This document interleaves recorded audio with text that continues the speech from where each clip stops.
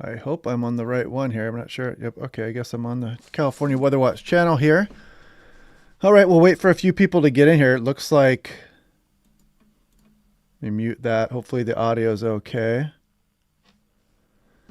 Yeah, the first live broadcast here with California Weather Watch, the official page. It made me wait 24 hours before I could actually do a live video. I tried to do one last night, but I guess we'll try now. And I'll wait for a little bit here, of course, to see if let some people got to get in here. But moderation activity is now hidden. This include messages.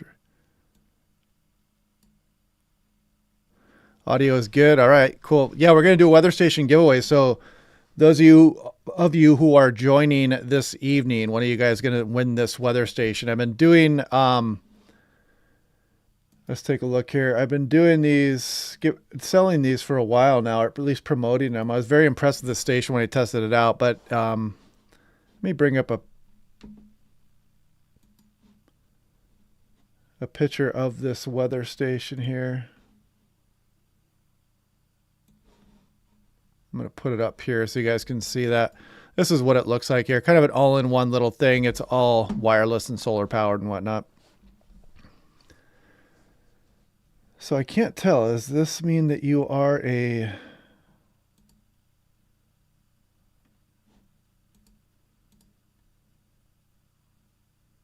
Yeah, it's a nice little weather station. It's a good affordable option. I mean, obviously, if you have like your own house and you have like access to the roof and you want to put an anemometer with guy wires up on a pole, you might want to go with the Davis, but you're going to be spending probably $1,500 to do so. So this is like a really good affordable option. I mean, you can get one for right around $300, and it's got an ultrasonic anemometer, and it's got a thermometer in here. It's got solar panels with it. It's got a haptic rain gauge. It's got UV and solar index. It's got a lightning detection system with it as well, and it stores a lot of data for you in the cloud. So it's really a nice station, and you can view all the other people with these stations all across the world, you know, and you can zoom way in and you can click and see everybody else's data and stuff. So yeah, if you're just joining, we are going to do a weather station giveaway tonight to kind of promote the California Weather Watch page here. You know, it's been going pretty well so far. I think it'll probably take a big storm, I think, will get everybody who, I still get some comments sometimes like, hey, you took the California videos away from the Pacific Northwest Weather Watch page, and they weren't able to find this new channel because I think the algorithm was not, you know, it's just a brand new channel. So YouTube isn't going to push the algorithm on that channel. So I think that once we get a big storm or two, I think that everybody that was watching last winter will be guided to this channel. And I'll continue to mention it at times from my other page as well.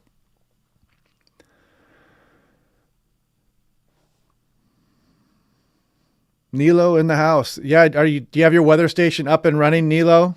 Nilo won a weather station from the Pacific Northwest Weather Watch page a few months ago.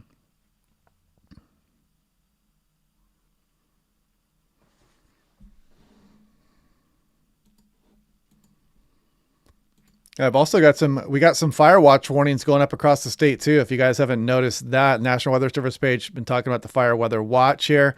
Los Angeles, high wind watch is up now for gusts of 65 miles per hour, I believe.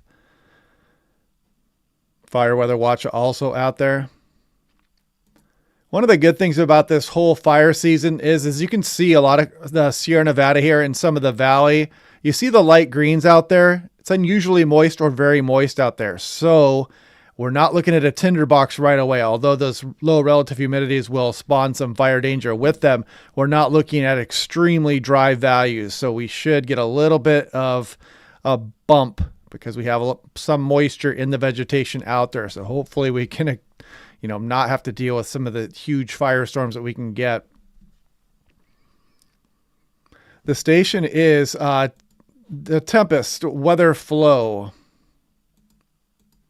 Let's see, where did I put that here? So I don't know if this is letting me zoom out, but you can see it here. It's actually, let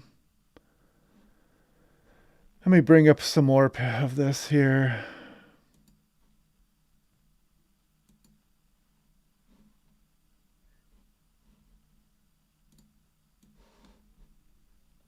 So yeah, you would go here and you would go to the check out, and make sure the code West Coast is in there. I believe that's what it is. Yeah, the checkout code is West Coast. So just make sure that's in there. And if you click on the link below one of my videos, you'll automatically be able to buy it and it'll load the code for you.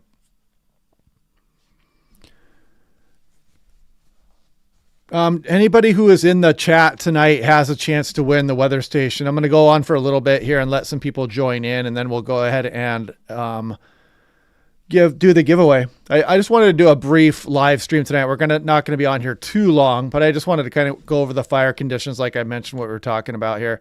And you can see San Diego with the low relative humidities out there. Just kind of get people up to date to get your fire thinking caps on here and just kind of make sure that we're not starting any of the fire activity. But like I mentioned here, things are relatively moist for at least the southern half here. You can see Northern California has some pre-drought and some moderate drought stress out there also. Thank you, AMMASANJILI. Thank you very much for your generosity. You guys are helping support the channel. It's been going really well so far. Offshore barrels in Huntington. Yeah, you're going to get some nice gusty winds out over the ocean there. Let's see. Do I have the wind map up here? I believe I do. Yeah, this is actually, let's go to surface. We'll go to surface wind.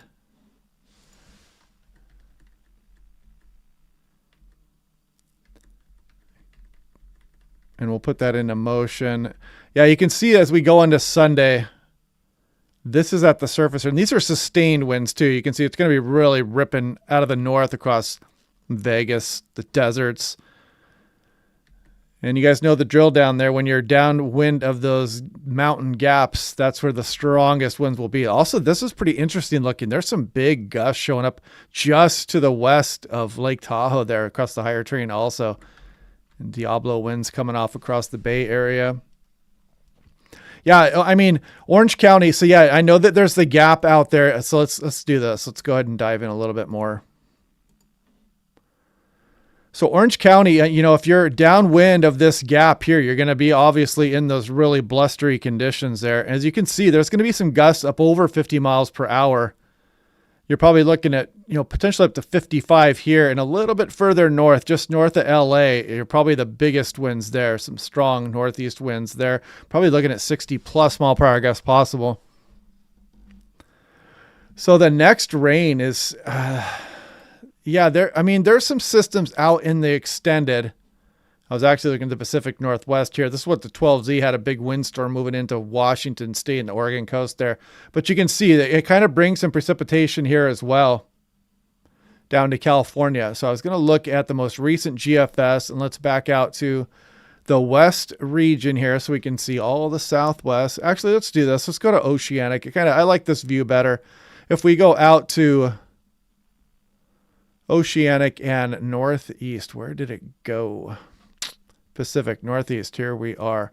This gives a kind of nice view of things here. You can see the Hawaiian Islands. You got all the Pacific Ocean here. You got Washington, California, Baja's there.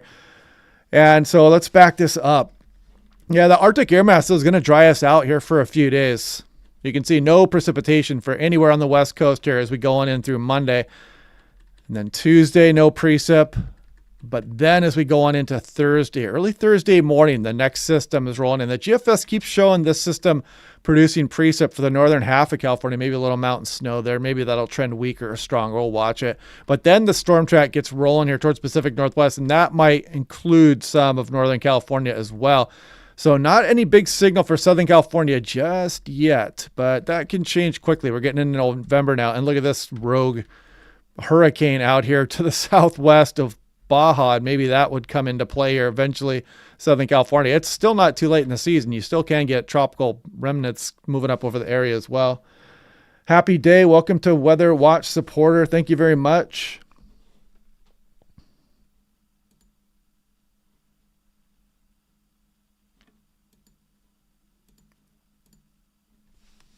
It comes down in torrents. No, nothing from the hurricane down there in Mexico. We're not, yeah, we let me back all the way up here, and you can kind of see no tropical precipitation in the immediate forecast here.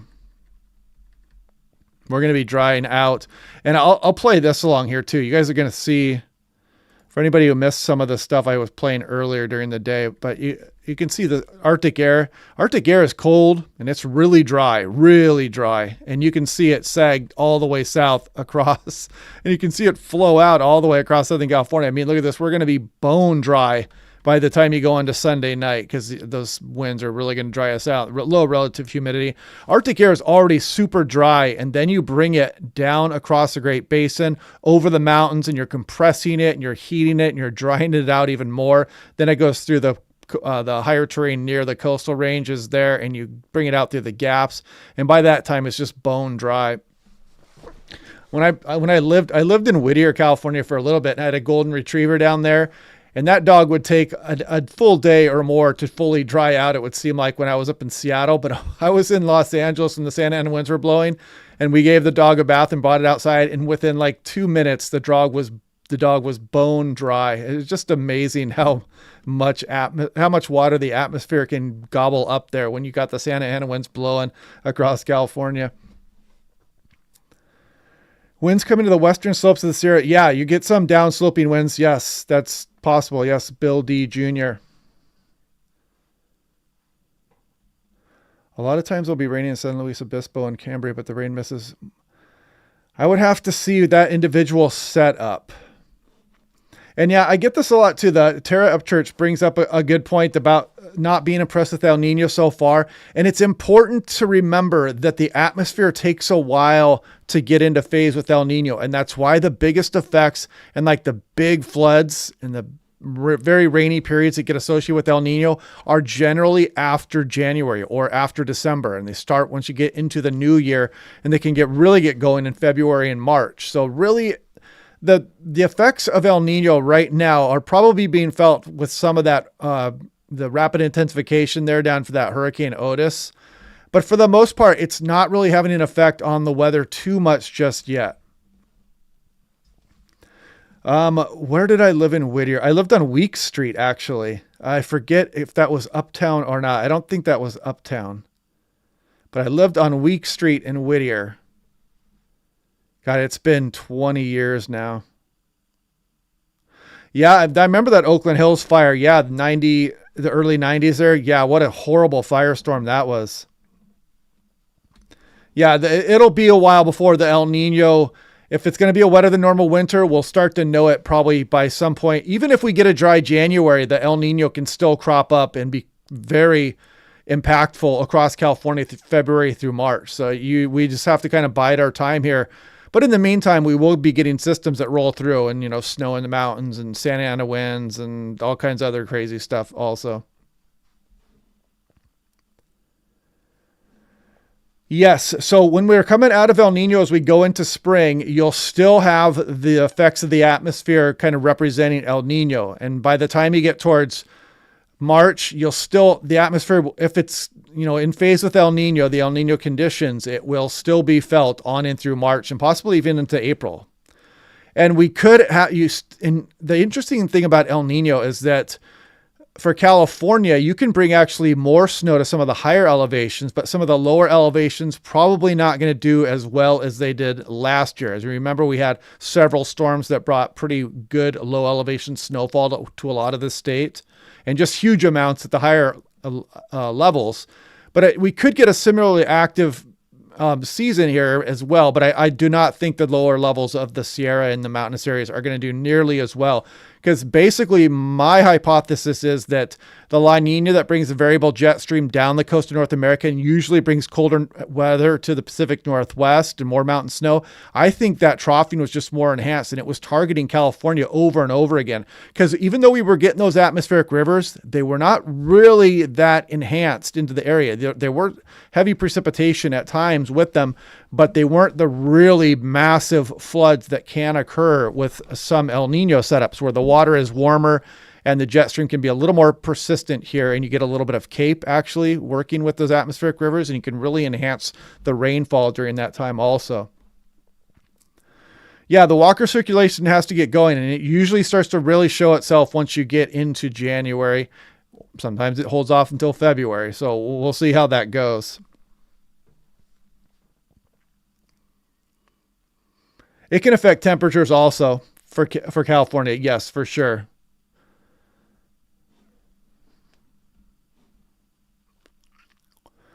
Do you keep us safe when flying Alaska Air by letting pilots know? Yep, that's exactly what I do. So basically, I'm talking to pilots in real time. So that's a good segue into introducing myself. I work for Alaska Airlines. I've been there over 15 years now.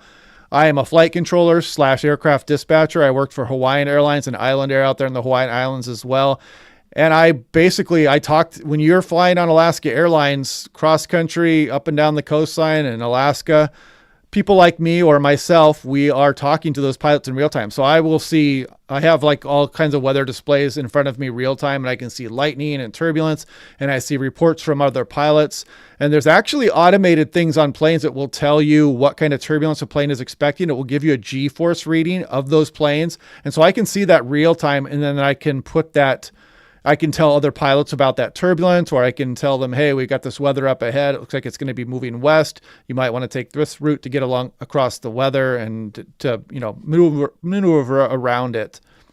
So that is what I do. And if I'm working a Seattle LA flight and there's going to be thunderstorms in Los Angeles, I'm picking alternate airports that don't have thunderstorms, like maybe Las Vegas I'll use for an alternate airport. We do things like that just to maintain the safety of the flight here. So we help pilots out. We're basically pilots on the ground, and we're working many more flights. The pilots are just flying one plane, and we're working many flights here. So that's what I do for my day job. So I do a lot of forecasting just in my day job itself as well. Anthony Perez, thank you very much. That is very kind of you. Love the new channel. Looking forward to its growth. Yeah, it's going good already. And I think, like I said, when I first signed on here, I think that after a storm or two, I think that people will start to get the algorithm there.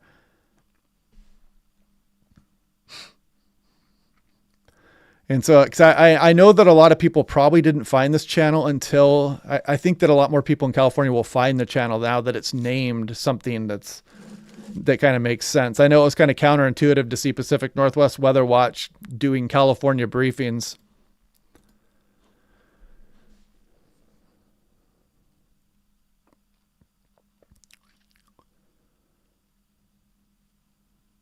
San Jose to Maui. Yeah, Maui's awesome. You get some nice trade winds. You can get some nice turbulence on approach on there into Maui there. You get down underneath, 4,000 feet. Sometimes we're monitoring. You can monitor 20 flights at a time in the air.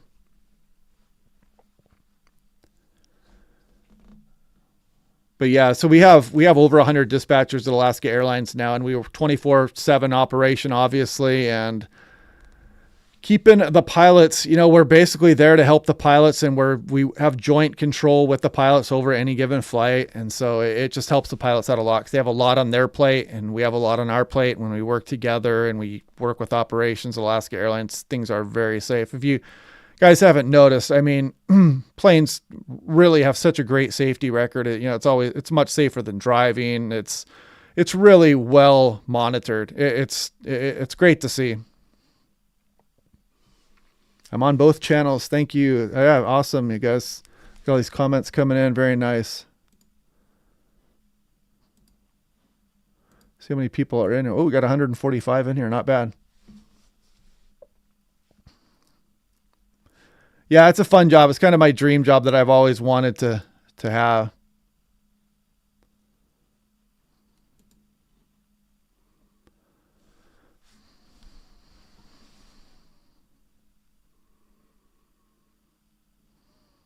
Trying to scroll back. There's so many comments going on here that I was getting behind a little bit.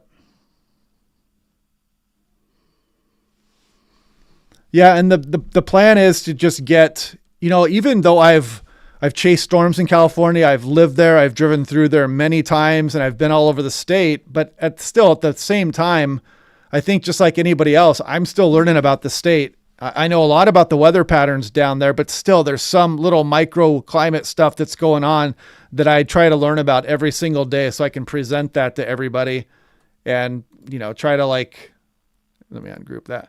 To try to make the forecast a little bit more fun, a little bit more informative. A similar job, but for ships. So ships had dispatchers then, something similar. Yeah, I can see that. One of my friends, his dad is actually a pilot for the ships as they come in towards the Puget Sound, for example. Then he hops on the plane and he actually brings them into port. Tulare Lake. Yeah, that is an interesting feature out there, isn't it? We should actually...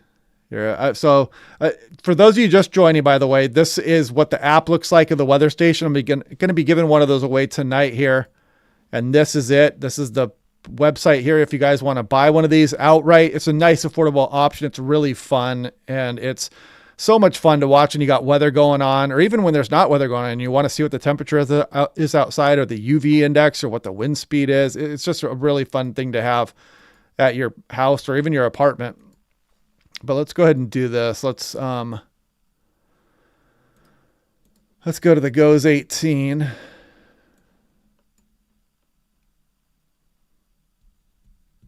So we have, it's hard to see how many dispatchers we have on shift now at Alaska. They're not technically called meteorologists.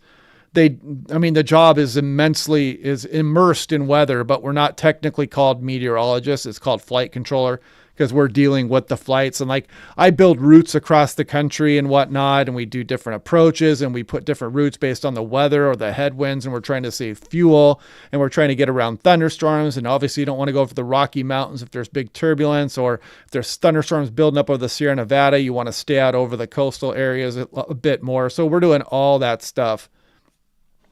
Okay. Oh, Lake Tulare. That's right. Let's go ahead and look at. Let's back up a bit. I want to see if you can actually see it on the GOES 18 satellite imagery today. Is this it now? Is that what we're looking at there? I believe that's Lake Tulare, right?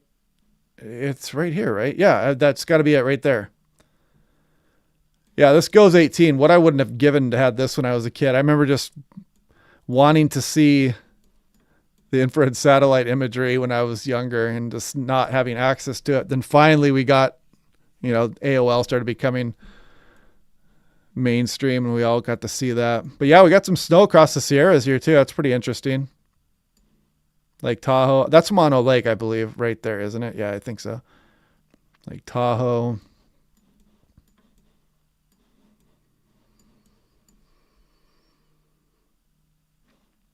Yeah, we looked at that. We looked at that system rolling in here. You can see some activity rolling in as we go through. Pretty strong storms look like they're pointing. You can see this atmospheric river here, and this one might be impacting California. This wouldn't be until you're looking at the following weekend here. So you're still 7-8 days out. So we have plenty of time to watch that. But that one could impact Northern California there as well. There was actually one that went through before too. The GFS has been showing this one bringing some precip with it as well. So we have a few things to look at, including, of course, the Santa Anas here coming up on Sunday.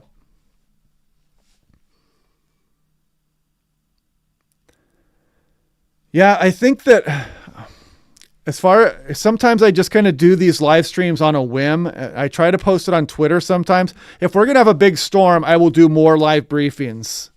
That's one thing I can tell you. And then I'll probably put it out in advance just on the channel itself. That's something that could happen as well. It looks like user 1017 talks about the winter maybe not starting until February. Sometimes that's how it happens. And especially in El Nino years, sometimes the real rains don't get rolling until you get into the new year. Much appreciated. Thanks, guys.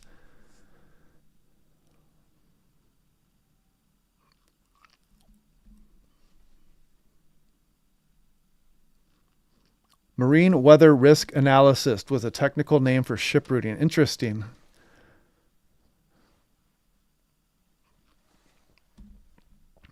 Yeah, a lot of areas. I was surprised when I got into doing YouTube forecasting here. Not many people cover California. There's tons of interesting weather. I mean, the Santa Anas to me are fascinating. it's really fun to watch that stuff. And even just stuff like the marine layer moving up down the coast and eddies and crazy wind patterns and gusty winds. And then the Sierra Nevadas can get just hammered in the wintertime, and atmospheric rivers really play a big part in California's weather, and sometimes tropical systems move over the area. And yeah, I mean, the weather's pretty wild here, and there's always something going on almost somewhere across the state of California too.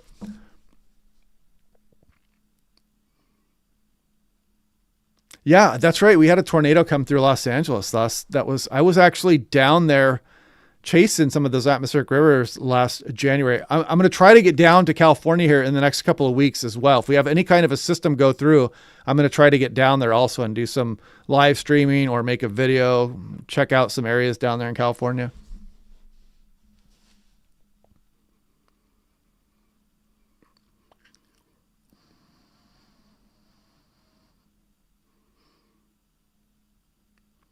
Peace to all from San Francisco.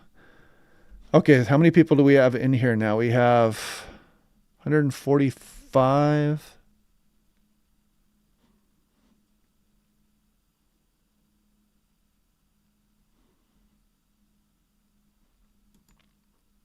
Okay, so I'm just going to like grab somebody in the chat and give this station away then. Let's see, it's going to be...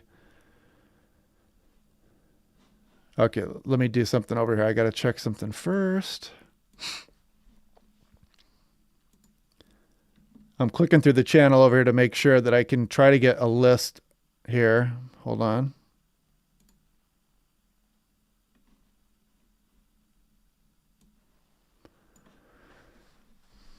And so we have...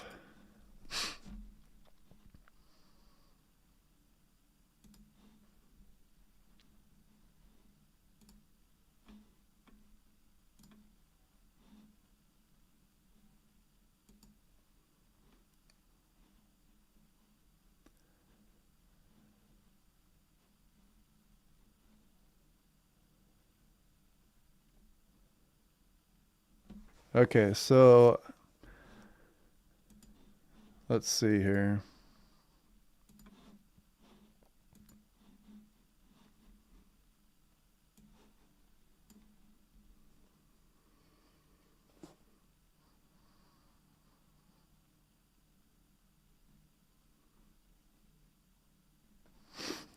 I need one.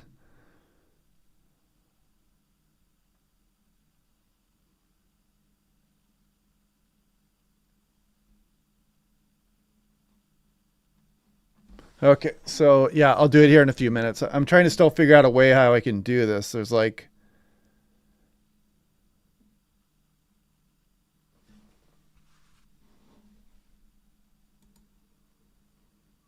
And if you guys haven't seen this yet, also the Palmer Drought Index, you can still see how you can see the impacts of Hurricane Hillary out there. And as I mentioned when we first came on, the Santa Anas, hopefully the fires won't be as bad, or they're not going to be as easy to ignite, because we are moderately moist across some of the area here. And also I showed this when we first signed on, the Vegetation Drought Response Index. You can kind of see the greens out there across Central and Southern California, meaning unusually or very moist. So hopefully it can at least provide a boost, a little bit of a protection versus some of those fires. The northern half, though, I mean, really from some of the Bay Area north, has got a bit of pre-drought or moderate drought stress to some of the vegetation.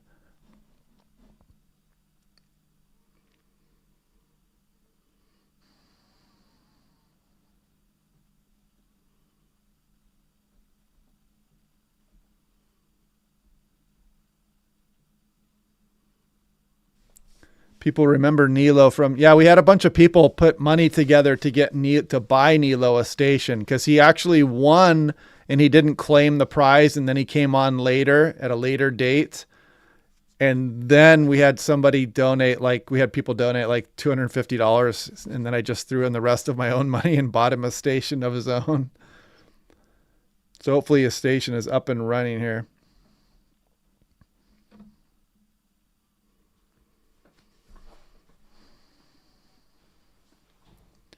Yeah, right now we're looking at a couple systems, mainly central and northern California here over the next 10 days or so. We'll continue to watch those. It's still kind of fantasy land. The models are going back and forth, just how strong those systems are going to be and how far south they're going to get.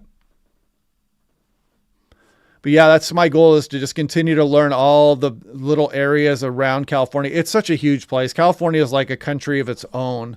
And I know it pretty well. And I've been back and forth many times. I've lived in Nevada, lived in Tonopah, I've lived in Whittier, California. I've got friends and family in California. So I know it pretty well, but still, like anybody else, if you move from Northern California to Southern California, obviously all these neighborhoods and all these little towns and all these little terrain features and the mountains and all the crazy little names that everybody uses, it's a big thing to learn. It can take you years to really get good at your local area geography wise.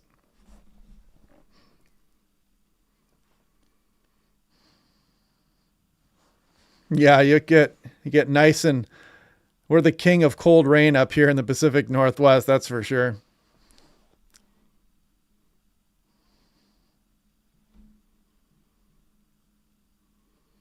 Yeah, I noticed some of the the nationwide YouTube channels. They mention California once in a while, but they really have no idea at all what goes on out here.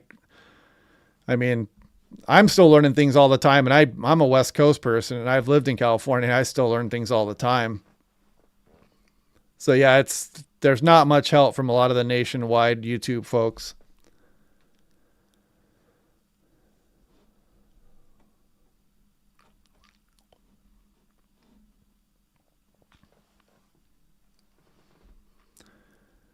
Yeah, actually, well,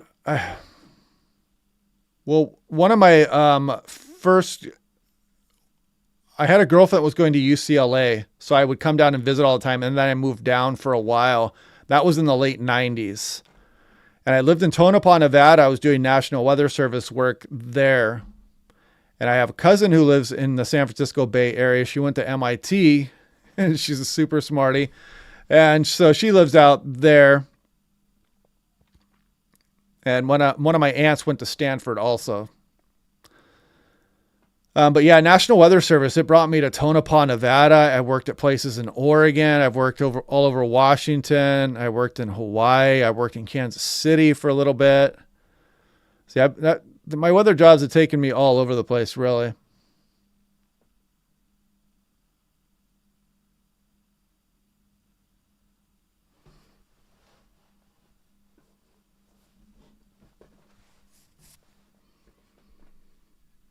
Born and raised in Cali. Yeah, it's crazy I mean, some people, like, it's hard to pronounce some of the things around California too. And I'm not great at pronouncing things anyway. I've got more of an analytical mindset. It's tough to try to pronounce things correctly sometimes, especially when you don't live in an area when you're not actively living in that area, but you know, when I say storm, yeah, that's another thing. If you guys follow me on Twitter here, you'll see me in April through June. I go out into the plains and I chase the big stuff out there. So I do that quite a bit. I've done storm chasing for many years now, and I've got some friends out there and a big community out there that we kind of meet up, and we all chase storms, and you just kind of go do it. But yeah, that's a big part of my life also, actually. I take vacation just for that, specifically at that time of the year. Brad Ward is in the house. Here, I got to make Brad a moderator. Brad is now a manager at Alaska Airlines.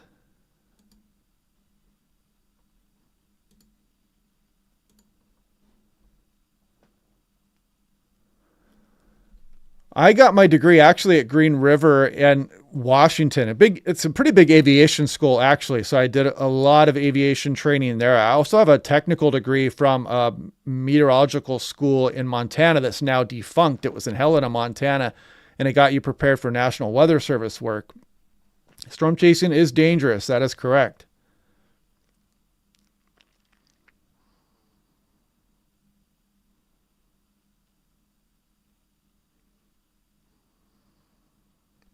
Yeah, you can't really form a storm here in the cold water off the coast of California. You can form them just down to the south in Baja there.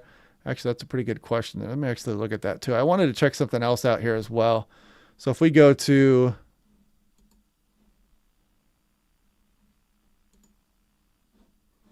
I think we need to go a little bit further south. So let's do, you can see to develop a hurricane, you really need to be down in these oranges and reds to develop a hurricane. But of course, as we saw with Hillary, you can develop them down here and then move them up. But this water is far too cold off the west coast to spawn tropical systems. I am not a pilot myself. I've taken a lot of the classes and I was going to do that, but it's not something that I ever did. No. I get to ride in the jump seat. That's one of the good perks of mine and Brad Ward's jobs there. We get to ride up front in the cockpit with the pilots there. So that's pretty fun.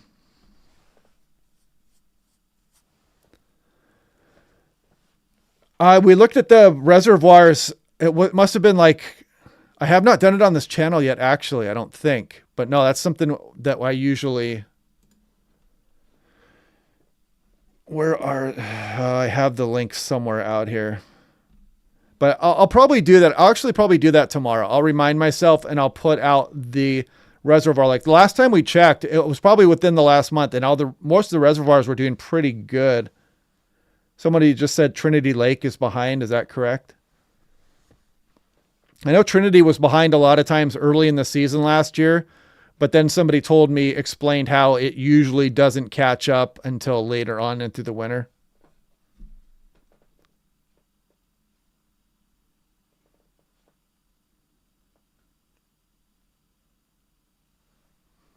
Yes, we have to ride 5 hours in the cockpit every year. Actually, you can reduce it down to 2.5 hours if you have more than one landing and takeoff. Or if you bug your manager, like I could ride in the simulator, but you'd have to do the full 5 hours. And last time I rode in the simulator, it made me kind of dizzy. It's much more enjoyable to be in the actual cockpit of the plane. Do I listen to Dane Wigington? I'm not sure. Why does that ring a bell? I'm not sure. I don't know who that is right off the top of my head, but it rang a bell for some reason.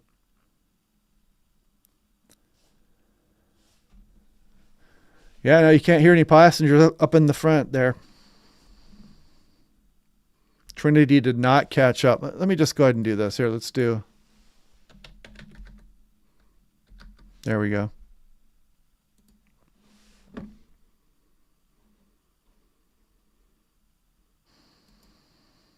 Is this the one here? Yeah, and they made me sit in the back of the sim too, and it was just like, oh man, I couldn't wait to get out of there. I don't know. That website did not seem to do well.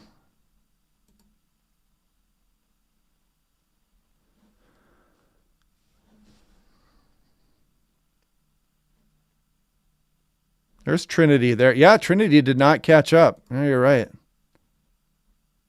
85% of historical average there. Trinity Lake, there's Oroville, there's Shasta. Shasta and Oroville. And as you can see, most of these reservoirs are doing quite well. You can see the threshold there is the red line. A lot of them are doing really good. Looks like Millerton for whatever reason.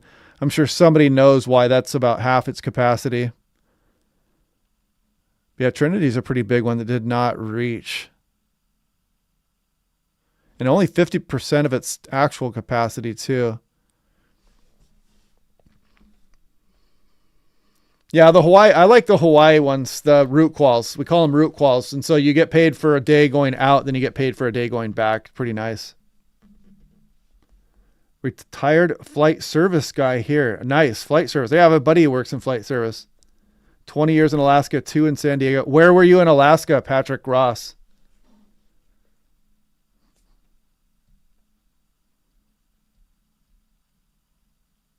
Yaw damper was off on your sim ride. Are you kidding me? I would have forced myself off of that thing. So it was like even more swinging back and forth than usual. The yaw damper makes the plane not yaw back and forth so much. And Brad said that he was in the simulator with the yaw damper. I didn't know they could actually turn that off in flight. in the sim. That's funny. That just made me dizzy reading that.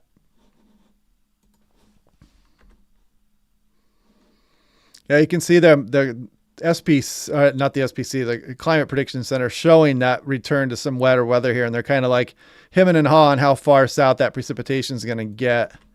But man, the 8 to 14 day temperature is pretty darn warm through November 9th. Northway, Dead Horse, and Fairbanks. Yeah, we do Dead Horse all the time. Fairbanks is a nice oasis, though. Weather's usually good there, but not so much in Dead Horse. You can get dicey up there quick. Yeah, I'm waiting to hear about Brad with this. They really turned the yaw. Maybe they did that on purpose just to, they're probably laughing about it afterwards. Simulator doesn't need a yaw damper, although they can simulate it.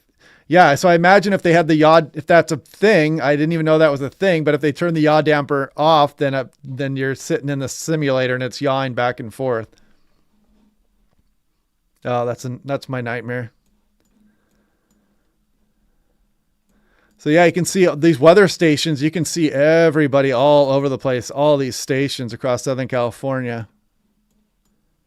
Very nice. And these you can set these up where they're smart and they talk to each other too. And they're still working on the algorithm, like with the haptic rain gauge. They're trying to make it a bit more accurate.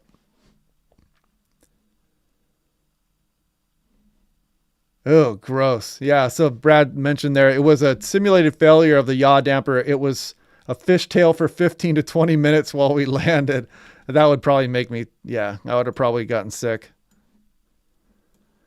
There is a sharp cutoff once you get into Mexico here, though. But there's still some stations. And what is this? Huh? Maybe that's on a buoy or something out there. I don't know. It's got to be some in Cabo. Yeah, there's one in Cabo there. Yeah, there's quite a few actually out there in Mexico, but a lot in the good old USA here. How about Death Valley? Anything in Death Valley? There's one right on Ryan here, which is just outside the park. It's actually not that far from Badwater here. That looks like a higher elevation there at Ryan there, though.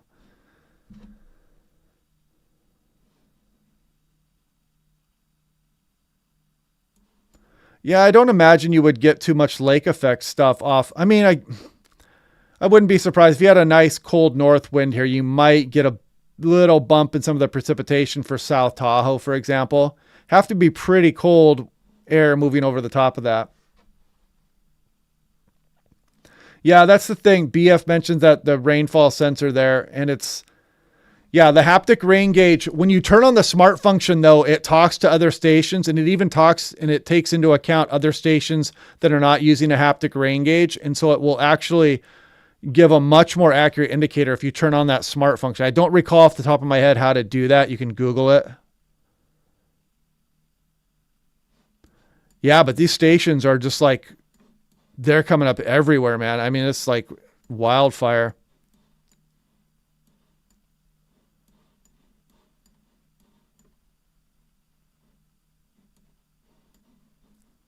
And the Bay Area is just going crazy with them.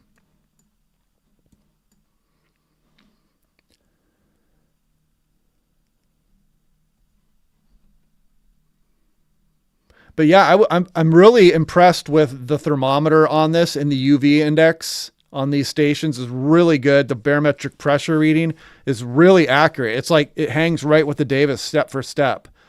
The wind, it's hard to say because when you've got this station, as you can see here, your wind gauge is here. So it depends on where you set it up. If you set it in your backyard, obviously your wind's not going to be as strong as if you put the anemometer on a pole with guy wires above your roof. And if you put it on the roof there, then your temperature might be a little bit less accurate. So there's always give and take with the weather station here, unless, of course, you want to spend $1,500, $2,000. Thank you, Pete Myers. I had 3 acorns. Yeah, you got to watch out for the debris in the rain gauge.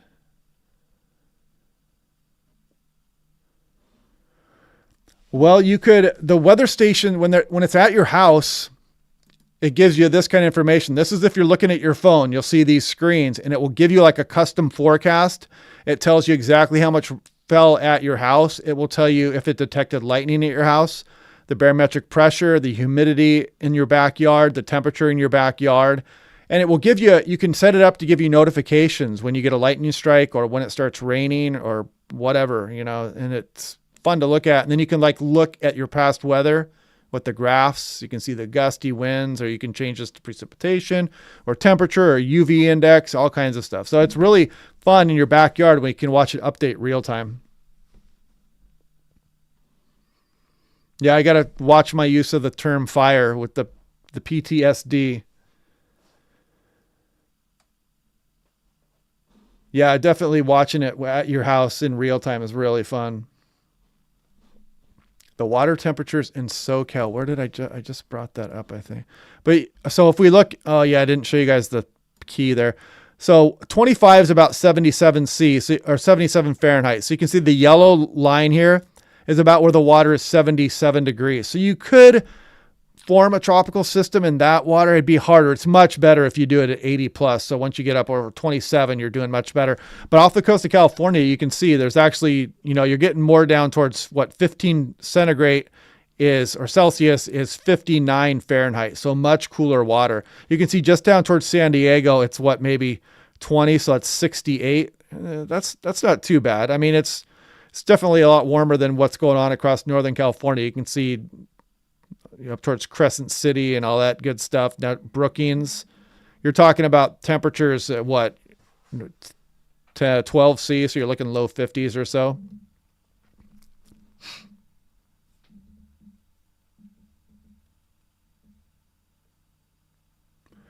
Yeah, there's also prescribed burns going on across California. They try to get rid of that mass now during a fire season that's not so dramatic. So if next year's a nasty fire season, there's just a lot less stuff to burn.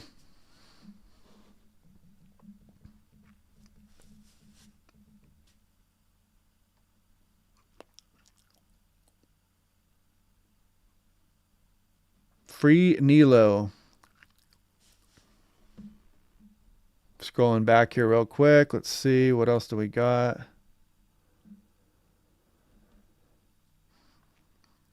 I was what is ANCOO? Is that Anchorage Ops or something? Jane Blackbird mentioned I was ANCOO early mid 90s. Loved working with dispatchers in Seattle. You might know Jerry Smith or Betsy Sherpa. Maybe Jeffrey Stevens.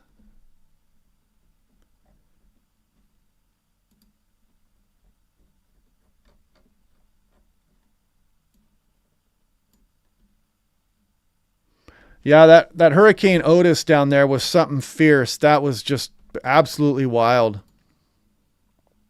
Let me go to, let's do east. As you guys can see, this is just like hot tub water out here. And Otis was right in there. And it had a little bit of enhancement from some of this activity, subtropical jet here as well. And it just really exploded. And I mean, Acapulco just took it on the chin down there. And you're looking here, I mean, some of the area here was up towards 31 or 32 C, which is close to 90 degrees Fahrenheit almost, or like 89 degrees Fahrenheit. It's just bath water. I mean, just really, really warm. I mean, that water is significantly warmer than what's going on in the Gulf of Mexico, for example. That's Caribbean water. Wait, Nilo said Nilo had to have gotten that weather station, right? I see Nilo there. Clear it up for us, Nilo. Did you get that weather station? I swear that he emailed me back that he had gotten it. I hope so anyway. Yeah, that system that came through on the GFS in the latest run, it's way out here. Let me bring that up again here. So if we go to California, actually, this is a brand new GFS running right there. So we'll go back to the 18Z and see if this one is on there. Actually, let's go to the 12Z and see that one. Yeah, you can see the GFS later, actually mid-portion. So what, Wednesday night, that system's rolling through. That's a pretty good little shot of snow for the Sierra there. I mean, It's not bad for early November, that's for sure. So the GFS pointing at that. The European was less bullish with bringing moisture in there. Okay, Nilo, there he is. Like, subscribe, and tell a friend. Yes, please do. Yeah, I remember I heard about that 2015 El Nino water temperatures. California record. And yes, we're worried about fires on Sunday and Monday. You can see they've got fire weather watch, all this yellow here across central and northern California. And they've also got some of this out for Southern California now. And they've got high wind watches out also, you guys.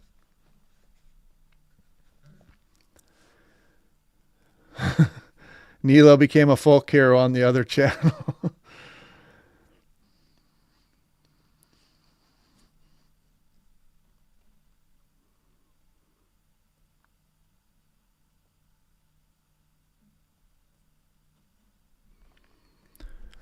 Okay, so it's almost 9 o'clock, so I got to wrap it up here. But let's do, I was going to do the giveaway. I'm going to do,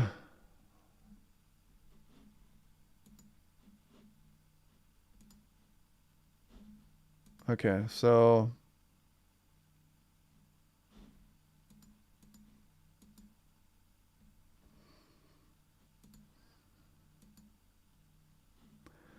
okay, what I'm going to do here is I'm going to type a number in here. It's going to be between 1 and 50. I'm not going to make the keystroke silent here. Okay, so I've got the number picked out here, and the first person to guess this number will win the weather station. So go ahead and pick a number between 1 and 50. The person to get that number will win it, and then I'm going to pull the tab from my other screen back into this screen, and you'll see what the number is, just so you know that I'm not lying. So go ahead and enter a number between 1 and 50. First one to get it wins the weather station. 42. I'm going to stop it as soon as you get the station right.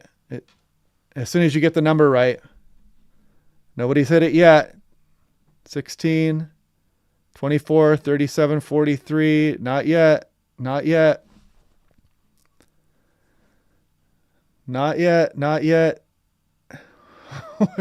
Oh, there it is. Lloyd M. Lloyd M. You got it. You can see I pulled up 44. Lloyd M. You got to email me now. It was 44, you guys. Look at all the numbers coming across. Ugh. Where was it again here?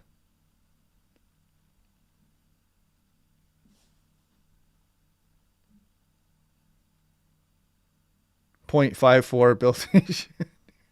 There will be more to come, though, you guys. Don't fear. And there's also, let's do a mug giveaway now also. So I'm going to pick another number on this. We're going to give away a mug. These mugs are awesome. They're 20-ounce mugs. They're amazing. So we're going to do,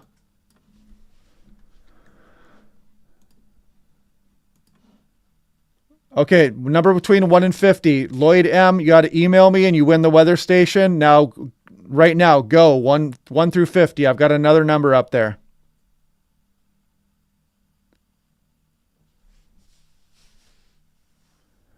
Let's see if Lloyd comes back, though. Sometimes people just take off and they don't claim their prize. It's happened before.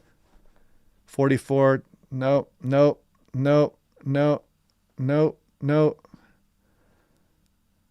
No, no, no, no. No.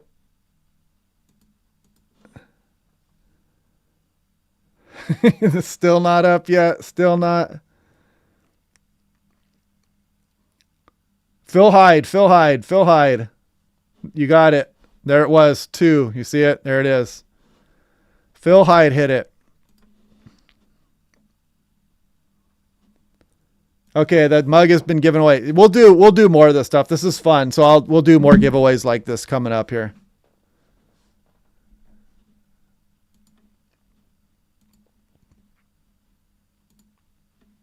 $131 people in here watching, so that's good. So hopefully you guys, the mug has been given away. Phil Hyde won it, and Lloyd M won the station. But there will be more to come. And if you want to order one of these stations, you know, click on the link below on my video this morning. Okay, so I got to wrap this up here. We got to put kids to bed and get them ready for school and all that good stuff. But yeah, I'll do my video like normal tomorrow morning. Appreciate you guys all my new members. You guys are amazing. You're making this page worth the while, and we'll continue to do these daily briefings and see where this takes us into the future. So, M. Lloyd, look on the, let's see how we're going to do this. If I say my email on here, I'm going to get all kinds of spam, I think. If you look on the channel, it'll be on there. So go to my channel and then look for the information on there. And if you still have a problem, then just email email the Pacific Northwest weather page also. I know that it's on there also. So go to Pacific Northwest Weather Watch, my channel, or California Weather Watch, my channel, and find the email information on there.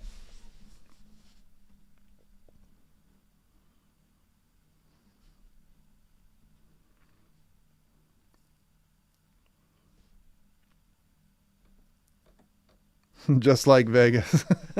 Okay. All right, you guys. I will talk to you guys in tomorrow morning's briefing. So I'm going to wrap this up right now, and I will talk to you guys mañana.